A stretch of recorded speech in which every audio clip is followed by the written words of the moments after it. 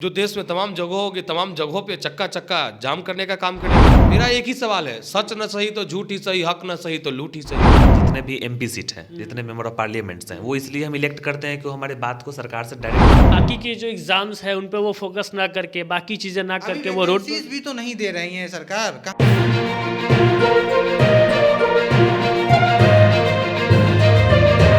नमस्कार दोस्तों, मैं हूं शुभांकर शिवम और आप देख रहे हैं सीधे आप तक। आज सीधे आप तक में मुद्दा #NTPC की कार्यक्रम को हम आगे बढ़ाएंगे और ये एपिसोड 1 होगा। हम छात्रों के लिए आज आवाज़ उठाएंगे और चूंकि कोविड गाइडलाइंस है इसलिए हम पब्लिक में तो नहीं जा पा रहे, लेकिन हमने कुछ गेस्ट को इनवाइट किया है और हम उनसे उनकी राय जानेंगे और किसी न किसी माध्यम से प्रतिदिन सीधे आप तक आपको सपोर्ट करता रहेगा। याद रखिए छात्रों, जब तक आप खुद से हार नहीं मान लेते आपको कोई हरा नहीं सकता है। आप जब तक लड़ते रहेंगे सीधे आप तक आपके साथ होगा और आपके चीज़ों को दिखाता रहेगा, अपने माध्यम से ये कोशिश करता रहेगा कि आपकी जो असंतुष्टि है उसको दूर किया जा सके।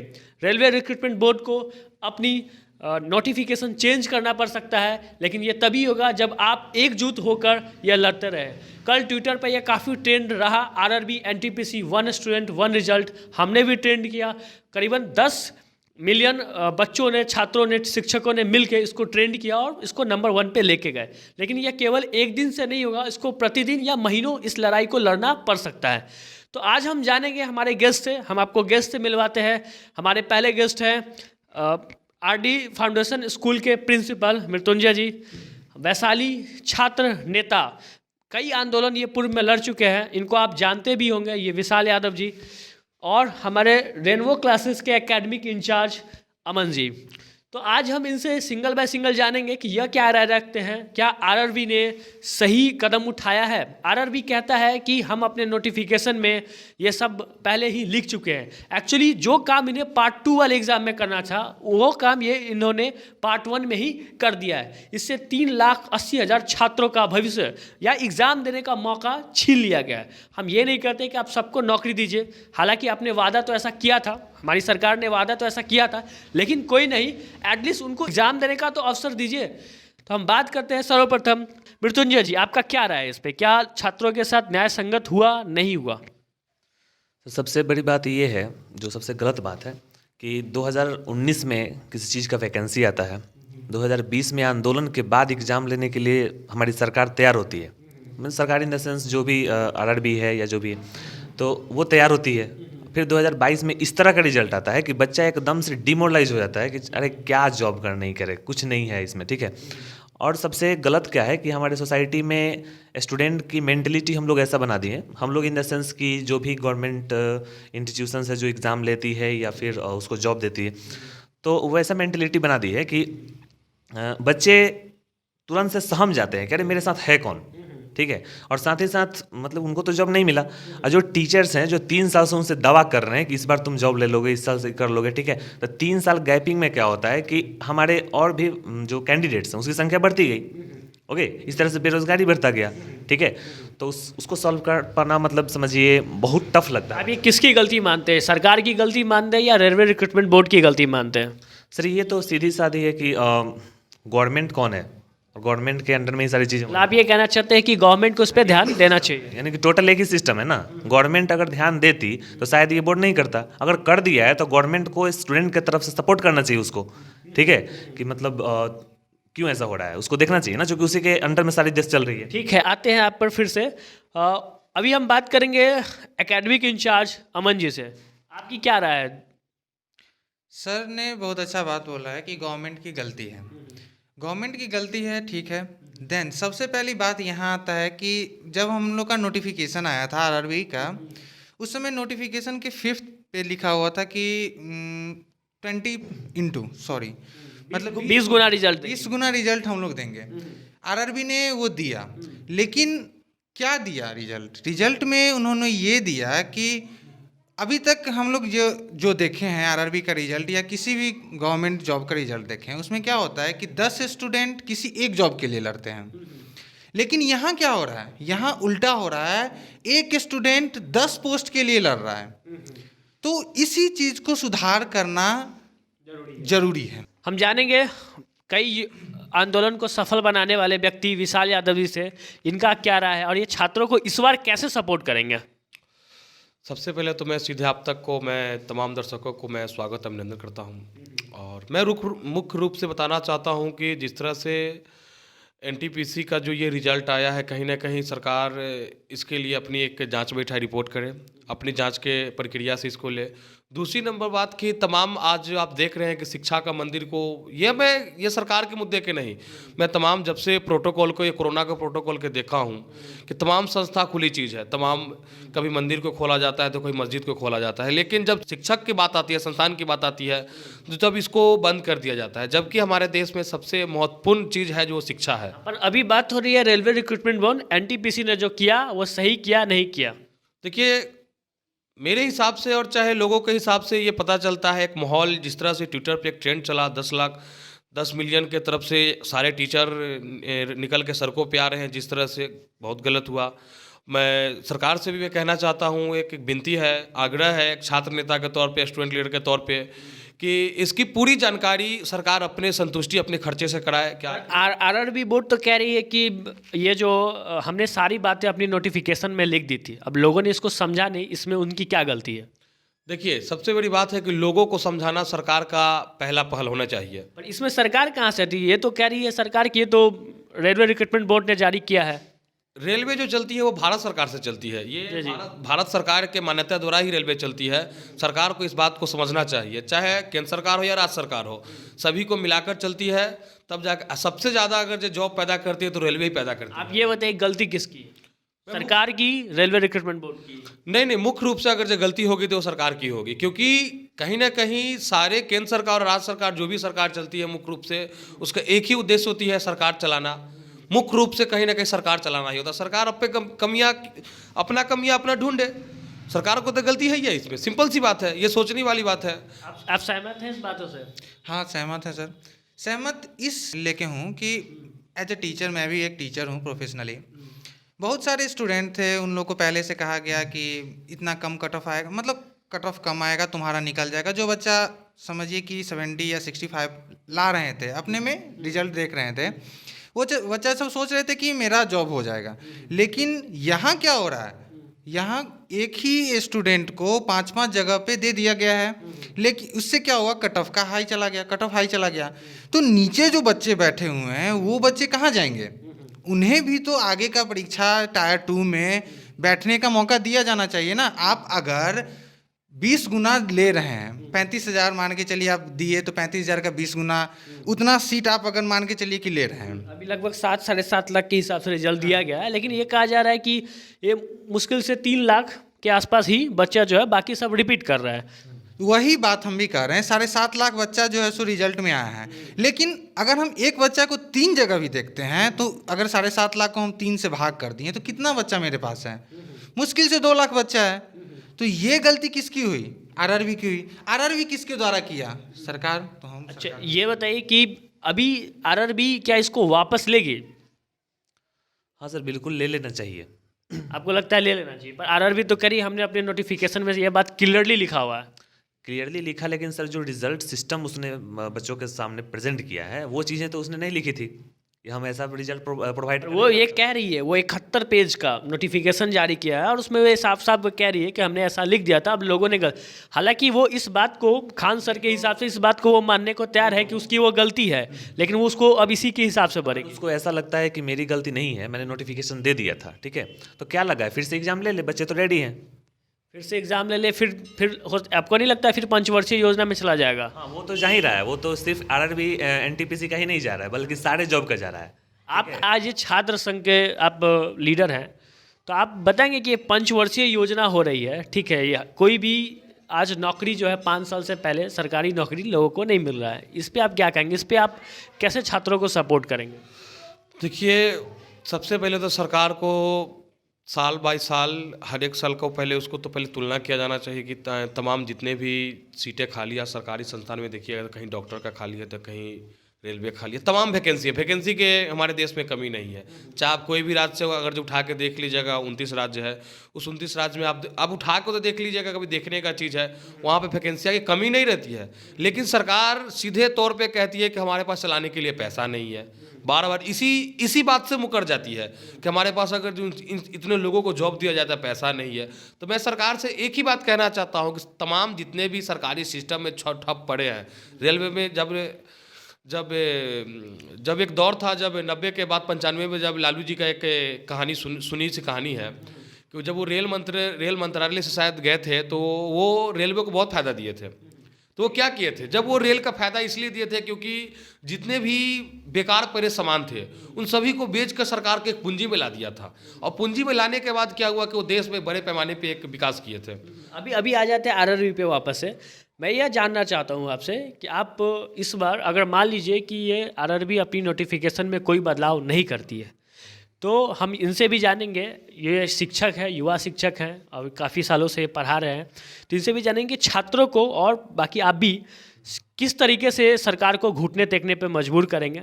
और एज ए छात्र संघ के आप अध्यक्ष हैं, लीडर हैं, तो नेता हैं, तो आप, मैंने पूर्व में देखा आपने आंदोलन करके सफल बनाया है, कुछ सफल हुए कुछ नहीं हुए, ये चलता रहता है। लेकिन आप इस बार कैसे, अगर छात्र, मुझे लगता है कि अगर ये चीज़ नहीं हुआ तो छात्र इस तरीके से, अगर अभी कोविड गाइडेंस नहीं होता तो वो रोड पे उतर गए होते हैं, कहीं कहीं उतरने का भी सीन आ रहा है, हो सकता है कि रेलवे भी बंद कर दिया जाए।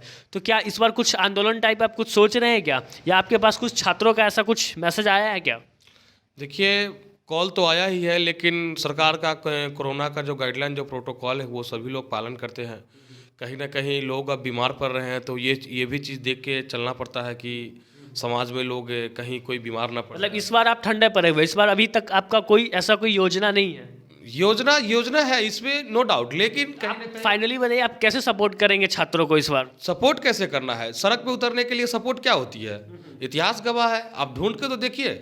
मतलब आप ये कह रहे हैं कि आरआरबी अगर अपनी नोटिफिकेशन में बदलाव नहीं करती है तो आप रोड पे उतर सकते हैं। एक बड़ी आंदोलन के साथ बिहार में तमाम, जो देश में तमाम जगहों की तमाम जगहों पे चक्का जाम करने का काम करेंगे और सरकार को जवाब देने का काम करेंगे। जिस तरह से छात्रों पे अत्याचार हुआ है, सरकार अपनी संज्ञा में ले और बताया कि छात्र का भविष्य जिस तरह से अंधकार में जा रहा है।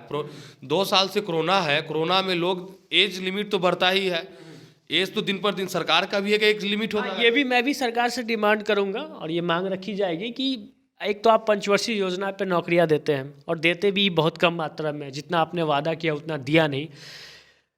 एटलीस्ट नहीं हो सकता है, अगर आप नौकरियां नहीं प्रोवाइड कर रहे हैं, तो जो कोविड में उनका जो एज के वजह से कई बार मौका उनके ख़त्म हो गया, तो इस पर भी विचार एक बार जरूर करें।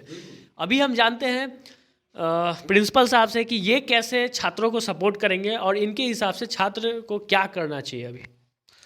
सबसे पहले सारे स्टूडेंट्स को एक साथ यूनाइट होना चाहिए। तो वो तो अभी है ना, यूनाइट ट्विटर पे दोनों ट्रेंड कराया, और क्या करे, इतना पे सरकार नहीं मान रही, और क्या करे?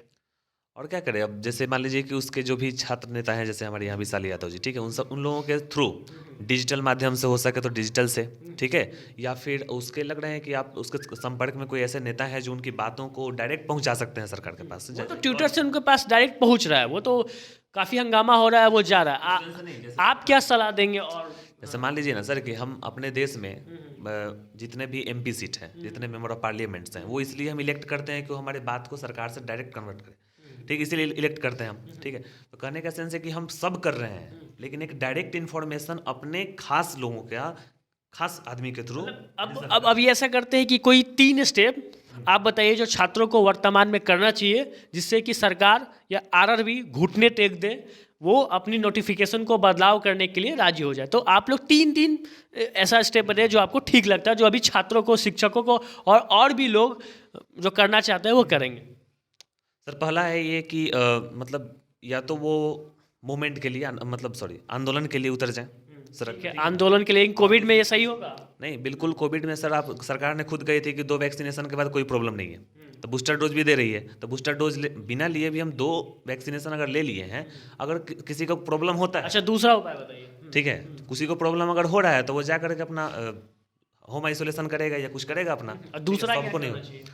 दूसरा ये है कि उसको एक टोटल यूनिटी के साथ, जैसे मान लीजिए हमारे हाजीपुर के बच्चे हैं, ठीक है ना, तो सब लोग मिल करके डायरेक्ट सवाल करें अपने नज़दीकी नेता से, ठीक है ना, कि सर बताइए आपके रहते हुए मेरी बातें क्यों नहीं सुनी जा रही है। ओके, तीसरा, ठीक है, और तीसरा ये है कि आप जितना से ज़्यादा हो सके, ठीक है ना, आप इस चीज़ को अगले बार से एस्टिमेट कर सकें, ठीक है ना, कि कोई भी वैकेंसीज वगैरह आती है, छात्र क्या करे अभी? जैसे छात्र यही कर सकते हैं ना कि किसी भी माध्यम से, ठीक है ना, उसको जिस तरह से चला रहा है ट्रेंड उसको चलाते रहो। ओके ओके, अभी हम विशाल यादव से जानेंगे कि छात्रों को क्या करना चाहिए, और आप भी छात्र के नेता हैं तो आप लोग मतलब क्या करेंगे डायरेक्टली? देखिए, अभी तो सरकार को आवाज़ लगाने के लिए डिजिटल इंडिया का ज़माना है।